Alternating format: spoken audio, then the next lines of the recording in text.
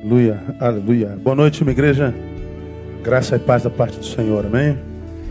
Para a gente começar o nosso culto certinho, que cor é minha camisa, por gentileza? Diga aí.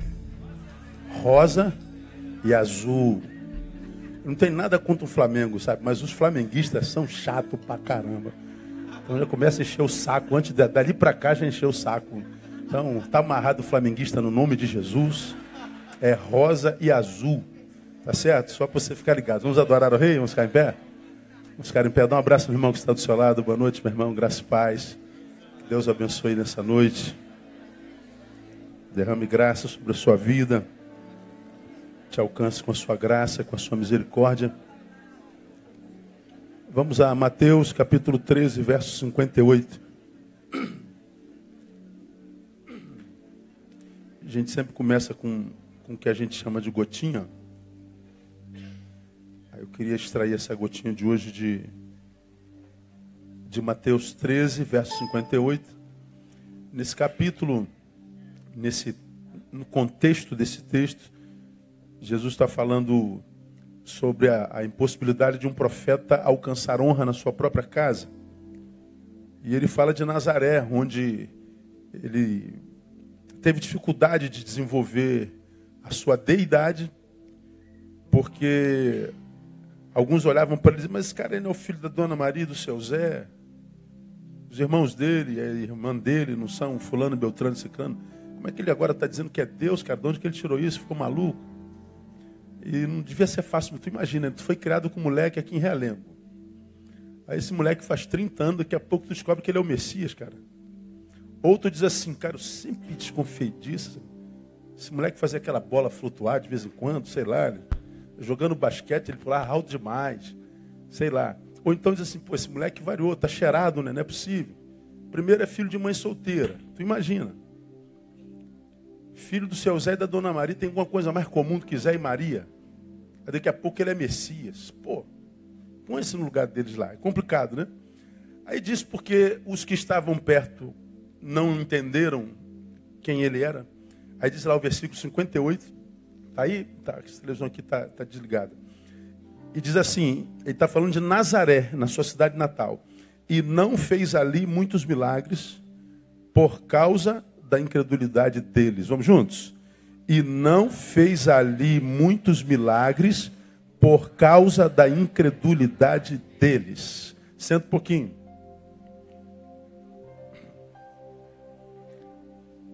Hoje eu estou respondendo uma pergunta de uma ovelha nossa que assiste do exterior.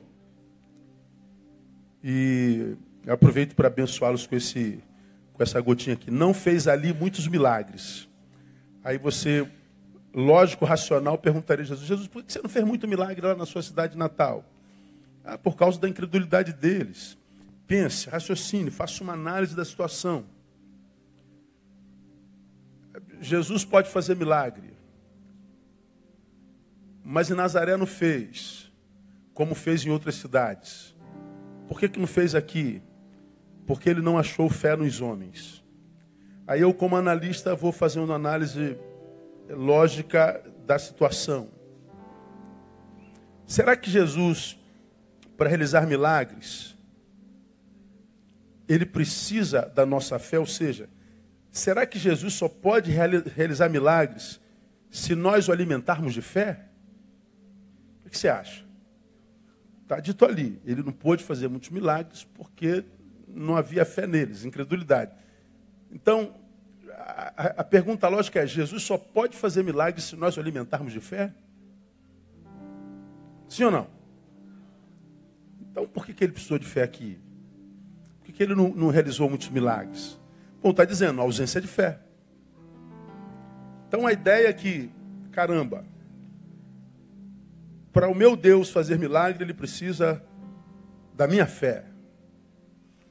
Mas aí a gente amplifica um pouquinho mais a profundidade da análise. Ele não fez milagre porque não tinha fé. Então, será que ele precisa de fé para fazer milagre? E se não tiver fé, ele não faz milagre? É isso mesmo que a gente está lendo aqui? É o que parece o texto, né? De um lado diz, Ele não fez milagre por causa de incredulidade, ele precisa de fé para fazer milagre. Então por que ele não fez milagre? Porque não tinha fé. Então se eu não tiver fé, ele não pode fazer milagre. Bom, se a gente ler o texto assim, seco, é o que a gente vai entender. Se eu não tiver fé, não tem como acontecer milagre. Ok. Mas vamos imaginar que essa análise rasa fosse verdadeira. Que eu acho que é como muito crente lê a Bíblia. Por isso tem tantas ramificações evangélicas. Cada um lê o texto, interpreta do jeito que quiser. Cada um vai construindo a sua doutrina, a sua religião, a sua comunidade. E nós temos essa Babel gospel que a gente vê por aí, que não consegue chegar a uma síntese jamais. Só há tese e antítese. Síntese é impossível. Aí, não havendo comunhão, a gente não pode ser usado por Deus para abençoar a nossa cidade, a nossa nação. Por causa da incapacidade de muitos de fazer a interpretação clara. Olha, se Deus só pode fazer milagre se nós o alimentarmos de fé. Então está dizendo que se eu não alimentar de fé, ele não pode fazer milagre. Vamos imaginar que isso fosse verdade. Se assim for, ele só faz milagre se nós o alimentarmos de fé. Não seria ele, por exemplo, um Deus dependente das suas criaturas? Deus só faz se o Neil lhe alimentar de fé. Então ele depende de mim. Aí mais um Deus que depende de mim é Deus? Não pode ser Deus, né? Então esse texto, ele não é claro como parece, como alguém me perguntou. Alguém que perdeu alguém e está sentindo a dor da perda, mas o que está matando essa pessoa, que fez com que ela tentasse se matar, foi não ter usado de fé suficiente para fazer Deus curá-la. Então o que está matando ela? A culpa. Ela está morrendo de culpa porque ela acredita que a morte da amada, da mãe, foi por culpa dela. Ela não alimentou Deus de fé suficientemente para Deus operar a cura. Pastor, eu sou culpado. Eu falei, meu Deus, como que a gente se auto-sabota, né? Como é que a gente faz mal para a gente? Como que às vezes nós somos o diabo de nós mesmos? Como que a religião, se não praticada com racionalidade, embota a capacidade de raciocínio do sujeito. Emburrece mesmo, sabe? Vira essa fé sensitiva que a maioria, uma vertente da igreja gosta. A gente guarda o arrepio.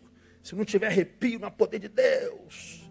Se não há fogo, não há poder de Deus.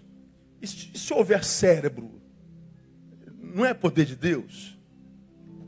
Se houver sabedoria, discernimento, não é poder de Deus? Não, tem que arrepiar o corpo.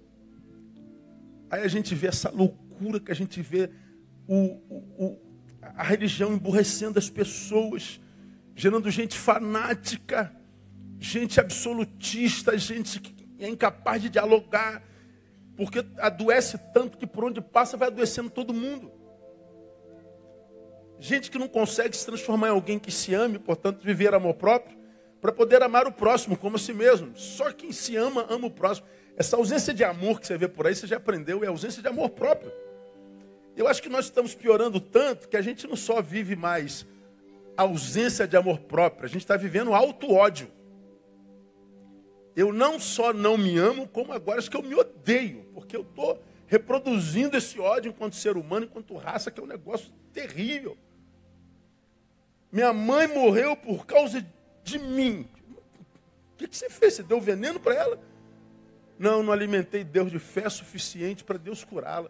Porque é a leitura que ela fez. Não tem nada a ver com o texto, irmãos. Aprenda aqui, minha igreja, no nome de Jesus.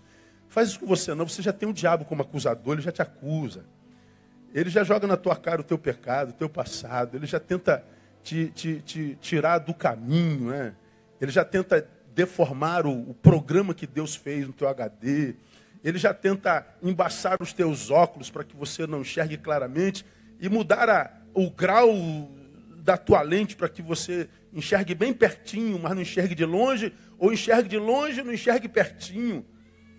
É uma deformidade de visão terrível, porque a vida é a proporção da forma como a gente enxerga a vida.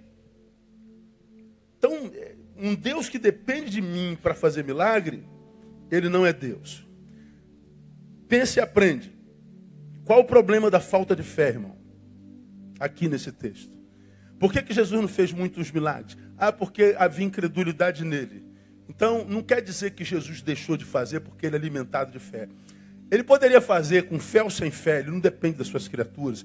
Ele existe antes delas e por milhões e bilhões e trilhões e zilhões de anos.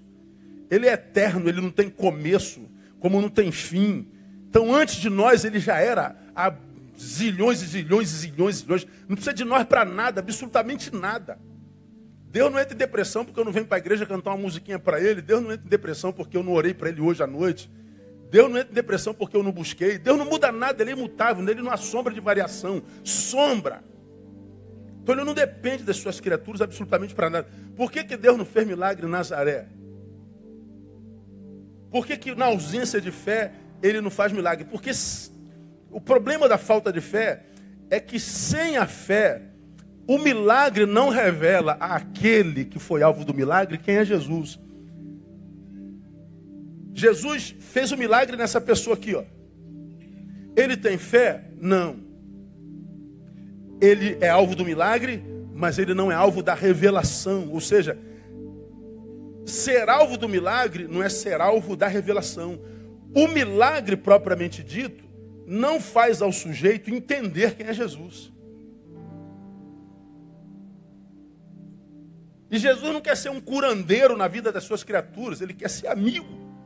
Não vos chamarei mais servos, mas vos chamarei de amigos. O que ele quer é relacionamento, não uma relação de utilitarista. Um usa e outro é usado. Pelo amor de Deus. Você vê isso, mas muito claramente em Mateus 16, 13, 17. Falei sobre isso há bem pouco tempo atrás. Quando Jesus reúne os seus e fala assim: rapaziada, vocês que andam aí no meio do povo, vocês estão ouvindo a meu respeito? Que dizem os homens a meu respeito aí? E eu ouvi dizer, um disse que tu és João Batista. E rapaz, eu estava ali, o pessoal estava dizendo que tu eras Jeremias. E eu ouvi que tu eras o outro profeta. Aí eu falei, como é que é? Eles estão achando que eu sou a reencarnação de um servo de meu pai. Eles acham que eu sou alguém que voltou. Ou seja, eles viram Jesus curar a gente, eles viram Jesus ressuscitar mortos, eles viram Jesus curar cego, eles viram Jesus acalmar tempestades, eles viram Jesus andar sobre o mar, eles viram os milagres mais portentosos, mas ninguém conseguiu, através do milagre, descobrir quem era Jesus. Ou seja, eu sou testemunha do milagre ou alvo dele, mas essa testemunha que eu sou e esse alvo que eu sou não se tornou alguém que conhece a Jesus. Aí, se o conhecimento fosse dispensável, ele faria muitos milagres em Nazaré, como fez em muitas cidades. Mas o conhecimento para Jesus não é dispensável, é indispensável. Por que é indispensável? Aí você vê numa outra história dos 10 leprosos. Na história dos 10 leprosos, quantos leprosos foram curados? 10. Quantos voltaram? 1. Quantos ouviram dele? A tua fé te salvou? Só 1. E os outros 9 estavam indo para a perdição leprosos e agora estavam indo para a perdição como? Saudáveis. Porque o milagre não revelou Jesus. O milagre não revelou Jesus. Milagre ele pode fazer de qualquer jeito, mas ele só faz quando ele entende que o milagre produz um propósito. Aí tu vê a igreja evangélica no Brasil ávida por milagre, milagre, milagre, milagre. Aí o que nós temos? Uma igreja que cresce em número, mas sem influência. Porque cresce em número, mas ignorante. Tu vê crentes com 20, 30 anos de igreja, continua refém do arrepio. Continua refém do movimento. Continua refém do barulho. Porque se não tiver arrepio, o barulho, o grito, não houve o poder de Deus. Mas a vida continua essa vidinha, essa cabecinha amarrada. Meu Deus! Quando a Bíblia diz assim, ó, o Deus deste século lhe cegou o entendimento, para mim hoje nunca foi tão claro. Porque o cara pode ver, testemunha, mas ele não discerne. Veja, o Deus deste século não lhes cegou os olhos, de modo a não verem. Lhes cegou o entendimento, de modo a verem e não discernirem. Dá para entender? Aí vem Deus e diz, o meu povo é destruído, porque ele falta o quê? Conhecimento. Estão vendo o poder de Deus, estão vendo o milagre de Deus, estão vendo o amor de Deus, mas não discernem. Então, meu irmão, guarda isso no teu coração.